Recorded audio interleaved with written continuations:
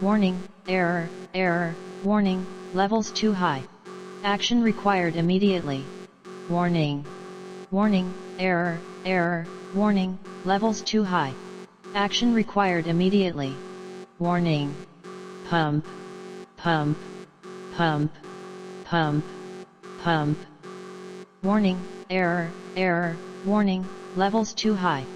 Action required immediately. Are we supposed to do this? Warning, error, error, warning, levels too high. Action required immediately. Go, go, go, go, go! Strap in it! Strap in it! Pump. Go, go, go! Pump. Fuck! Warning, error, error, warning, levels too high. Strap in and put on Action your required security devices immediately. now! Fucking go now! Warning, error, Go, go, error, go, go, warning, go, go, go, levels go, too go! high. Fuck Action this! required hold on. immediately. Warning.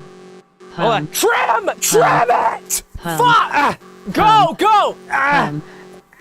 Warning. Error, Levels are too error, tight! warning, Go, go, go, go, go, go, go! Action Put it down! required Okay, now go to immediately. auto, go to auto! Warning. Switch to auto! Warning, Go, error, go! Error. I'm warning, all the way levels down too on high. my end! Go! Action Put it required on! immediately. Go! Warning. Alright, turning. Pump. Going more, it's getting hotter! Cool it. Pump. God damn it! Fuck Pump. this, dude! Warning. Go, error, go, go, go! error, Fuck! warning, My levels ass too is high. getting hot! Action required immediately. Turn this! Warning. Fuck! Warning, error, error, warning, levels Fuck! too high. Go! Action required God, it's too immediately. tight! It's too tight! So many Warning. wires. Pump. It's too tight! Go! Pump. Go! Pump. Fuck, dude! Pump. Pump. Adjust your levels! Warning, Alright! Adjust error, your levels! error, warning. I've done levels everything too I can high. do on my end! Action required. Go! Go! All right. Okay. Okay.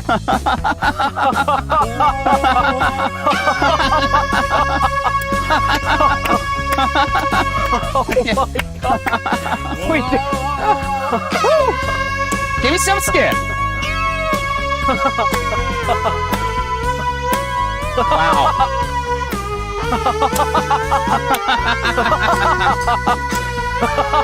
Woo! Woo! Wow. Oh my gosh. Digging in the dirt, whoa, whoa, whoa. Digging in the dirt, whoa, whoa, whoa. Digging in the dirt, whoa, whoa, whoa. Digging in the dirt, whoa, whoa, whoa, whoa, whoa.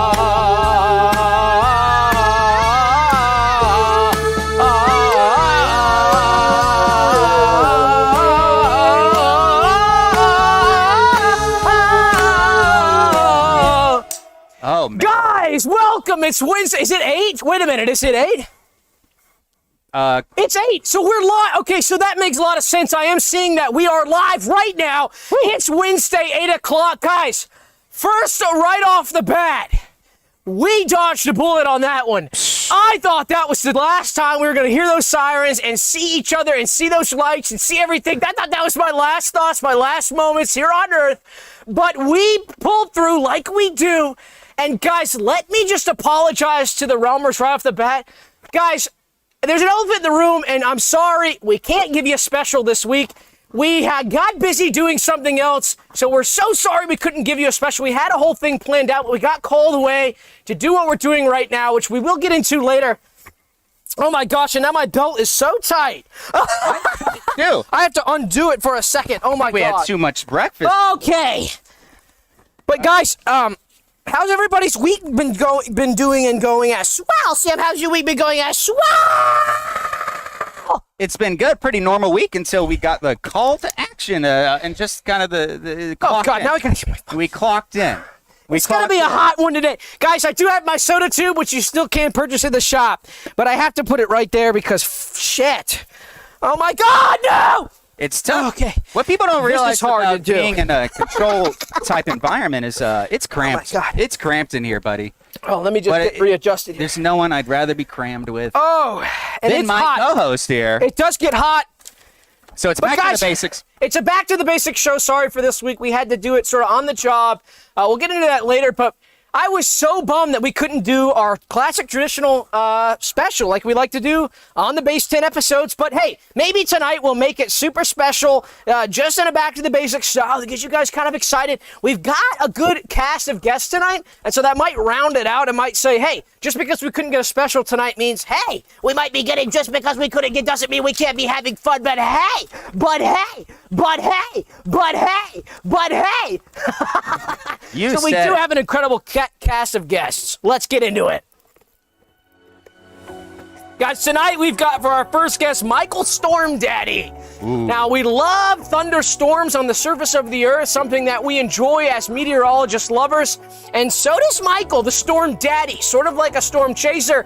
But Michael has figured out how to legally adopt various storms. So I think the last 10 to 15, maybe even 20 or so hurricanes were adopted by Michael, the Storm Daddy. And a lot of people don't know that you can adopt a storm. It costs a lot of money, but Michael has done that a lot recently. And so he's taken on that name and he's owning that name. A lot of people would say it's a shameful thing to do, but Michael is really owning that, saying, I'm going to adopt a storm and be a Storm Daddy and step it up. What's going on with you? I'm trying to reach my my so recycled that's the problem water. when you get strapped in. So unstrap. Right now, I think we're safe. Yeah, it's guys. Some of the protocols are making us strap in, and that we were trained to do that. But listen, when the alerts are off and we're not moving, it's okay to be unstrapped. But I like to keep myself strapped just out of, just out of an abundance of caution. But you can unstrap that and get some of your juice if you want. Don't worry about it. Let's strap back in. And let's strap back in. After that guy, we've got Mr. Ping Pong Player. One of the premier guys out there right now bouncing that little ball around. Mr. Ping Pong Player, the one and only. What do you think about that? You think maybe he'll be able to take a ping pong ball and look at us with our mouths agape and toss a ball right in like a beer pong with our mouth holes? Yeah, and I think the only thing he's going to be able to fit in here is the ping pong ball, not even the paddle, Doug. It's cramped in here. I might be passing on that. I might be passing on somebody tossing a ball right there. Yes. Might be a choking hazard. After that, guys, we got the dirt dummies. So I've heard of a dirt smarty, and I've heard of some dummies in some other regards, but since Sam and I have gotten to a recent project that we will get into later, we've been around a lot of dirt, and so we have encountered a lot of dirt dummies, and these are guys and girls who don't know their way around a pile of dirt. It's tough. It's tough. I will give it to them. To be a dirt dummy is not that hard. And when I first started out in the dirt, I was a bit of a dummy. But after a while, you start to learn the ins and outs of those big wet piles. I might call a wet pile a dirt piece of a pile of mud and a puddle of mud as well. After that, we've got hidden treasures beneath our earth. So, guys, talk about, just fingers crossed, talk about a pirate's treasure, talk about a time capsule that has some historic treasures. We don't know what we might be getting into, but we will be getting into some of those treasures, so have us enjoy those. And when I'm looking at the dirt and the earth, I am seeing dollar signs and a lot of metal detector guys and girls out there with metal detectors as well. And so I should have brought my metal detector. We got one part of this shit. Okay, after that, we've got Deep Tony, the tunneled funnel pumper. Guys, there's a lot of funneling systems out there today on the market. I'll give you that. Some of the haters, when I give them this elevator pitch, they get a little bit, they come back with some pretty good arguments. I say, why don't you try the funnel pumpers products? They go, there's too many funnels on the market. I go, just because there's too many funnels on the market doesn't mean that the funnel pumper's pumping funnel isn't the best out there, so give it a chance. And so, yes, we will be having Deep Tony, the tunneled funnel pumper inventor, CEO, come on, to show us one of those funnels he's got going. Guys, these are funnels that you'd never use. These funnels are indestructible, and I'm talking you can do industrial dirt, cement, whatever you want through these funnels. It's a kick-ass. Fuck! Oh, CurseBot's not working. Uh-oh. After that, we've got underground mechanics. Have you ever used an underground mechanic? Fuck you. After that, we've got behaving maniacs. What are you doing? Forgot my itinerary. After that, we've got behaving maniacs. Guys, traditionally when you're learning about a maniac, we get sucked into the movies and TV a little bit too much. And we get obsessed with some of these movie tropes about maniacs, maybe a villain in a comic book movie. Yeah. And always you're seeing maniac who's not very well behaved. They're showing maniacs not where well behaved. Well, I would consider myself a maniac. I would consider a lot of the Realmer community quote-unquote maniacs. And hey, newsflash for Hollywood, we're behaved. So why do you always have to show a villain maniac? I'm a maniac. I'm fucking crazy, and I'm behaved. And I do interact with civilized society correctly. Super chat from Trash Image. You guys dug pretty deep already. Super chat from Touche. Can Sam say banana minion style? Oh. Shots fired at Sam from Touche, but I don't know. We revere the minion. Here we revere the minion, so we take that as a compliment from Touche. I'll have to catch up on those movies, but I'll say it in a voice memo. Minin. After that, we've got closed eyes mole meters. The mole meeting extreme athletes. These guys are cool. Who thought that meeting a mole, tunneling under the earth, finding a mole, finding a creature like a mole, a tunneling creature like that, finding that creature, discovering that creature's den, and enjoying some time with that creature, that could be an extreme sport. Who thought that? Ding ding, not me. So I was so surprised when I heard about the mole meters. These guys do just that. They meet moles, they go underground, they find them, they film the whole thing with GoPros. Oops, shouldn't have shouted that out. GoPro does not sponsor the show, and we, in fact, are very against the GoPro. First 10 episodes, we handled that. But they strap a wide-angle camera to their bodies and find those molt ends. And that is cool. Yeah. That is cool. Moles are... that is cool. They're no respected. Moles are having a hard time seeing. Bye-bye. You have a mole swagger to your eyeballs right now, Doug. Well, I do have a mole swagger. If a mole has eyeballs and I do as well, then count me in. Who's ever the... The mud monsters. This is my face when I first saw a mud monster. Now check out my face when I learned the mud monsters weren't so scary after all, and we're actually pretty cool guys. Guys, after that, we've got pipe guardians. Every major city in the world at this point, pretty much, has hundreds of thousands, if not millions of pipes running underneath it. My house has a pipe going to my sewer, my turds go to the sewer. So does yours, Sam. Newsflash. Newsflash for roamers, if you're on a city septic, then that, if you're on a city sewer system, then that you have pipes. If you're on a septic system, newsflash, you have pipes as well. It's just a personal septic tank. So don't get smart with me, motherfuckers. Underneath all homes and all businesses are a series of pipes. And who guards those pipes? A lot of people don't realize that's not under the jurisdiction of a local police department. That's not under the jurisdiction of the local mayor of a municipal part of your city. Fuck no, that's part of the Pipe Protectors Brigade. That's part of their protection that they protect. And no one's looking after these fucking pipes except for them.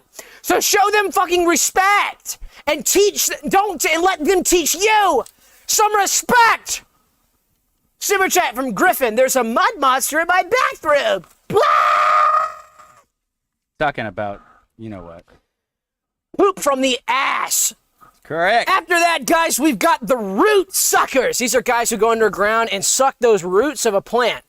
A lot of people love to pick a plant. Pick a flower, pick a pepper that grew, pick a tomato, pick a squash. We have squash and tomatoes at my house. We pick those. Guess what you can also do? You can tunnel underneath your garden or underneath let's say a huge farm. And this is illegal, so I don't condone this, but you can tunnel underneath a farm, get underneath those roots, and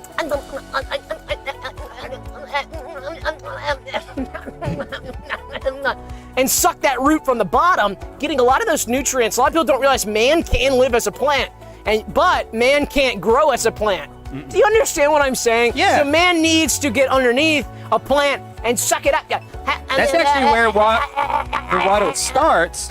And the plant's sucking, so it's only logical to suck where the plant itself is sucking. That's the same as kissing the plant. It's only logical to suck. Yeah. That is cool. Who's that? Guys, after that, we've got a bag of rocks.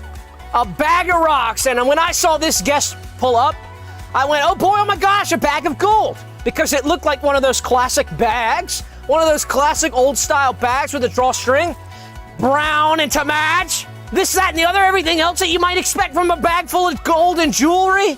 And I will open it up, oh gosh, rocks. So I got kind of PO'd, but then I went, okay, this is a bag of rocks. They're a guest. I get it now. Fuck. I totally get it now. So they're going to be on the show to talk about who they are, and what they are, and how they are. Sounds boring, bag of rocks, until you get to do what we do, walk in our shoes, our hats, and our gear. And our craft. We're driving a craft. Dance it for him, Doug.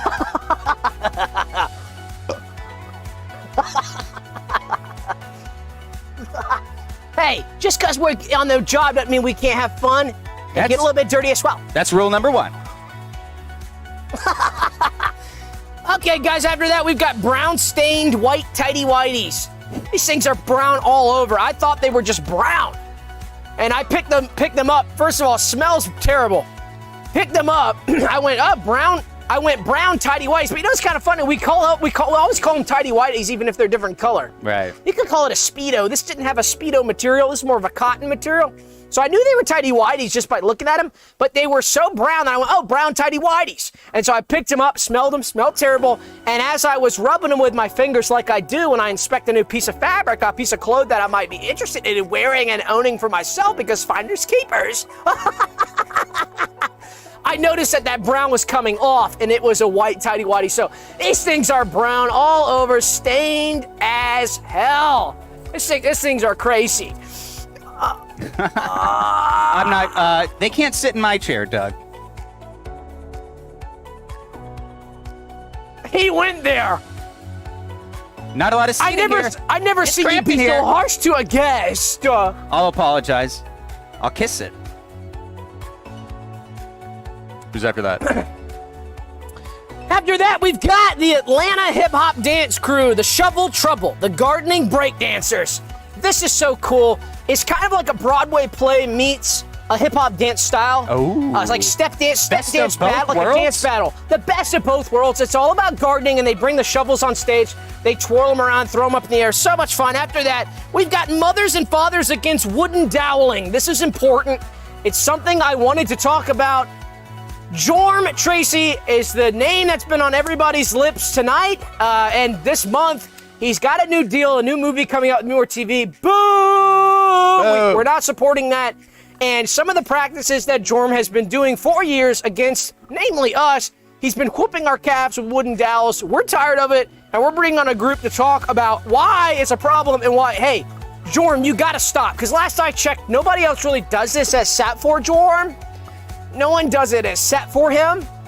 So I don't really need to talk to nobody else as set for Jorm. So Mother Against Dowels, talk to Jorm only, because no one does it as set for him.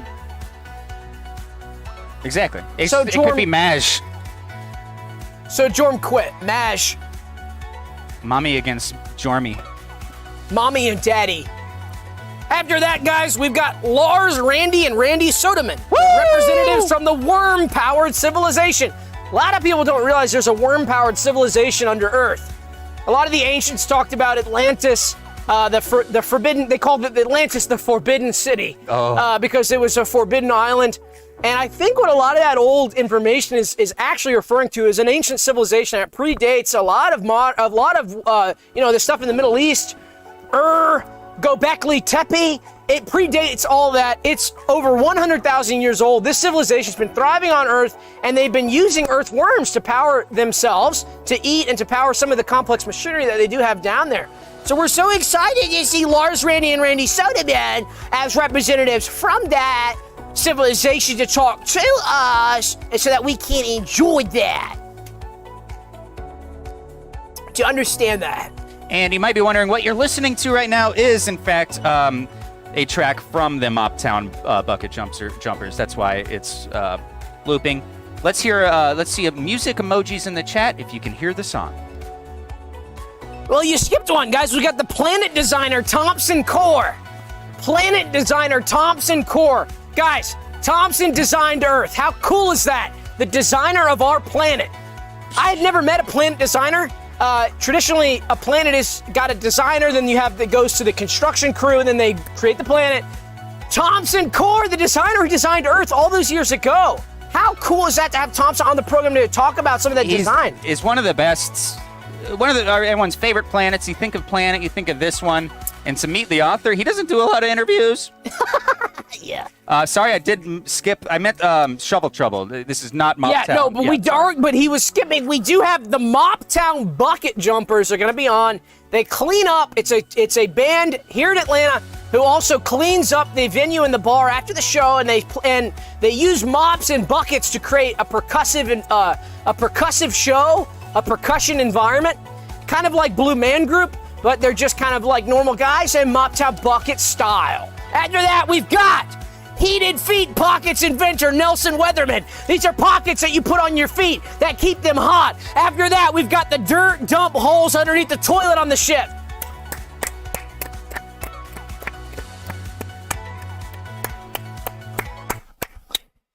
Guys, wow, it has been insane. I know there's a huge elephant in the room. I know it's kind of confusing why we're here and we're not at the studio, and we would like to address that now and to say that, sorry guys, we got to go down to the dirt. So we are underground right now as we speak. How far are we in right now, Sam? What are the readings? Is that it looks 2,000 miles? Yeah, just over 2,000 miles. Right in the middle of the ocean is our nearest point of the service. But tonight we will be kind of driving around a little bit. This is what we do. We'll talk about our mission later, though. But there's an elephant in the room, isn't there, Doug? So, yes, right now we are inside of a digging orbital omnibus compact known as a Duke. These are small machines that the Fanmeyer group has engineered to allow for, and here's a drum roll, please, the redevelopment of some of the pockets underneath the planet. Whoa. Now, I know what you're thinking. I didn't know there were pockets underneath the planet. Well, neither did we until we started to learn about some of the formation of Earth, some of the early formation of the universe, and we did understand that there are large pockets underneath the ground full of, what are they full of? Chrome balls. Chrome balls. So, one thing that we've learned is that out in the outer atmosphere, there are millions of tiny chrome balls. Now, Fanmeyer had a plan in the past 5 years. A little bit of a history lesson. Fanmeyer had a plan. Let's get to Mars, let's colonize Mars, and let's create a Mars colony. Guys, the chrome balls in the outer atmosphere are not allowing for that. No. So what do? We look in. We look underneath the Earth, and what do we find? More chrome balls. But they big. They big, and guess what? They can be done to them as well.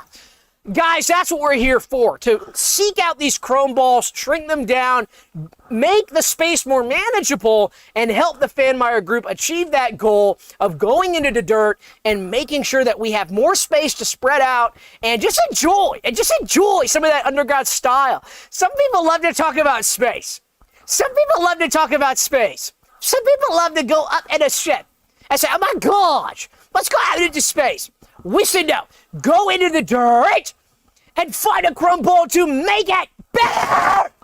And there's no choice to be had because it's been confirmed that it isn't possible for humanity to ever reach outer orbit because of the millions and zillions of tiny chrome balls that probably have to do with our friend Cromer. That was complex, a little over our heads, but we're not going out there no more. We're going down in the dirt. Yeah, during the orientation for this whole system, I kind of snoozed off during that entire part.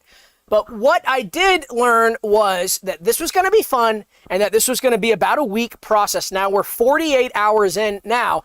We were called at a moment's notice. What we didn't realize is that our contract with MeMoreTV puts us on call, so to speak, for this program automatically. And we're happy to help. But they did spring it on us.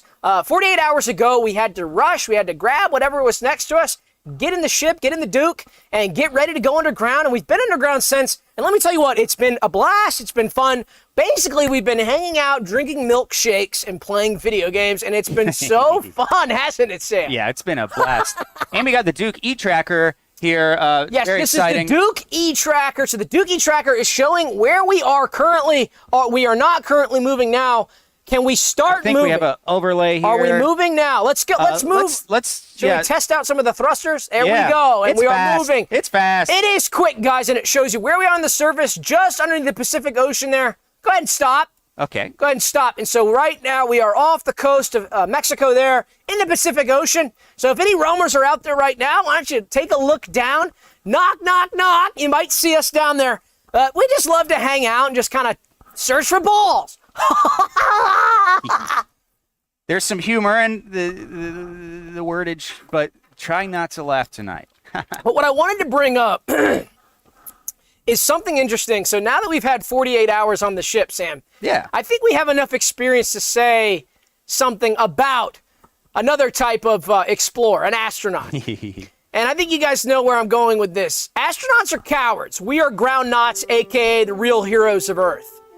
Now, let me ask you a couple questions, Sam. Shoot. Is it easy? So, okay. When you're walking around your house and you fall and you hurt yourself, you consider that an inherent danger of walking around the house, right? Yeah, it's just part of walking. Right, and so that inherent danger is caused by what? What did Newton observe when he watched the apple fall from the tree? Yeah, a gravity of scale of 1, Doug. Right, so that's very difficult to deal with, isn't it? Now, yes. Let me ask you something. When astronauts are up in space, going to the moon, which is just a pointless large piece of shit, it's a piece of rock that there's no point to go to, do they have to deal with that? Way less. So you'd say it's much easier for them to not fall over? Probably by 2/3. And so that might be one example. That's the first example I thought of. I want to say something really quick about that as well if we're talking about the moon. The moon. Okay, what's the fucking point of the moon? Oh my gosh, you're a hero. Oh my gosh, you went to the moon. Oh my gosh, so cool. First of all, I don't even know. Now, I don't want to fall on one side of this or the other. But there's a lot of compelling evidence I think that's compelling to me, to at least suggest it's possible that they didn't even go. Well, why would they? Why would they? And I'm not saying they didn't, but there's a lot of evidence out there to show that it's possible that they didn't. And if they didn't, what is being an astronaut really then?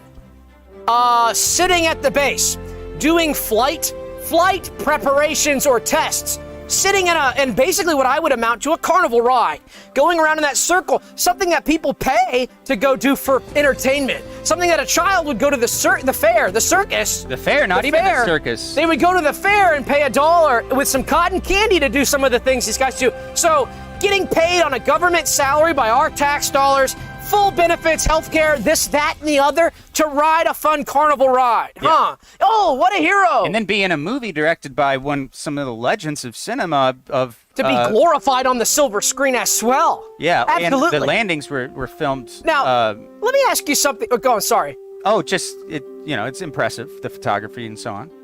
Okay, fine. We'll give them that. But let me ask you something. Okay. Have you ever seen a groundnut on silver screen glorified? Not once. And let me ask you something else. Would a true hero really not receive that glorification and not desire it and not lobby Hollywood, which we know NASA has done, to gas up some of their heroes? The groundnuts, we have done this selflessly. We are not depicted in media as being heroes, and that's because we don't care, because we get the job done. We do a much more dangerous job. Right now, we're 3,000 miles under the surface of the Earth. There are dangers down here. We are in uncharted territory where no man has ever gone before, and this is huge. They couldn't, and frankly, Doug, God, I gotta get that off my chest. It's an extremely valid point, and one thing to remember is that not only has no man ever gone here before, but they couldn't fit here before us. We're making room for them on the moon. You could go there whenever you want, all the time. And who's Buzz? Buzz Lightyear, Allen, Buzz Allen. Okay, Buzz Allen. Wow, so cool. You went to a pointless rock for no reason. Wrote a haiku about it. Well, he had time to write a haiku while I was getting off. One giant, whatever. Give me a break. So you go to a pointless rock for no purpose at all, put a flag up, grab some dust. If they win. What are we doing? We're paving the way for an entire new phase in human development. Entire planned communities, live, work, play, underground, with amazing parks, recreation space, this, that, and the other, airports. docks. We're building infrastructure, highways, underground. This is massive. You like the helping humanity. You like the meat belt? You like getting tacos and margaritas on the meat belt? Try this meat belt. This is gonna be fucking huge. And you're not doing that on the moon. So we just wanted to get that off our chest. And we also, in doing so, we wanted to explain what kind of ground knots we are, because there are some distinctions to be made here with what our roles are on the ship. And we thought that would be kind of cool to get into. One more thing to say about Buzz. Go ahead. I think it's Buzz. What's the other guy's name? Lance Armstrong. Okay, it's not Lance, but Buzz. Yeah. He beats the hell out of his fans. You can't even get an autograph. This guy Buzz will you. sucker punch a fan. I have seen that. A fan running up to say, I love some of the footage. I love some of the camera work and some of the editing that went on during the moon video. I love the camera work during the moon video. And Buzz Allen, boom, they call him Buzz Allen because he gives you a real buzz right there. Clocked him. And Lance Armstrong probably standing back doing nothing, whistling with his fingers laughing. That they learned how to do in boot camp. Lance Armstrong and Buzz Allen, no thank you. We'll take Doug and Sam. Ground knots, the real heroes of Earth. You can go ahead and take your space and be a space hero. We'll be the Earth hero. So let's talk a little bit about our roles on the ship, Sam. What you want to get into that? Yeah, sure. Well, I'm just, it's my dirt role. I'm just kind of a engineer specialist, just dirt. So you're an engineer specialist. What goes into that role here on the ship? Well, so here, like you and I were talking about this just before the red alert, but on this ship, really anyone who can pilot this, as long as they're near the Duke E-Tracker numpad, and you just kind of steer it wherever you want. But yeah, I'll make sure that things don't fall apart or whatever. I don't know, something like that, right? We usually don't. That seems kind of important. We don't have to. It's pretty. The hours are not very long. The hours, right? We play a lot of games and milkshakes, like you're saying. Yeah, and some of that technical stuff, we leave it to the rest of the crew. I think for you, it's sort of almost like a technicality. I have noticed you fiddling with the wires, but usually it's for the for the PlayStation. And so we do like to do that. Caught me. I know. So I want to talk about my role a little bit. It's a little bit different from Sam's. Guys, I am a Captain Cowboy. So that is a special role within the morale booster subcategory in the dirt ranking system. I'm a Captain Cowboy, and what my job primarily is to do, and this is probably, I would consider, probably the most important job on the ship, boost morale and keep everybody pumped up and keep everybody pumping. Because when we get into these confined quarters, and we've got a crew of 15 people here, 11, 12, 13 people here in the crew, and it can get a little bit close quarters. People can get a little bit in each other's hair, and I keep everybody happy and excited. And I do that by doing some of our chants underground and some of the songs. You heard one of my songs at the beginning of the show, Diggin' In The Dirt, which I wrote specifically for this trip right before we left, which actually is coming out on album 60, which we should share. Is it out now? It is out right now. You can stream it on Spotify, iTunes, Apple Music, wherever you can stream music. But guys, I'm making music and I'm keeping the morale high, and I consider that a very important job. So sorry to toot my own horn a little bit, but I think that that's probably a lot more important than what you're doing, honestly. Yeah, or astronauts for that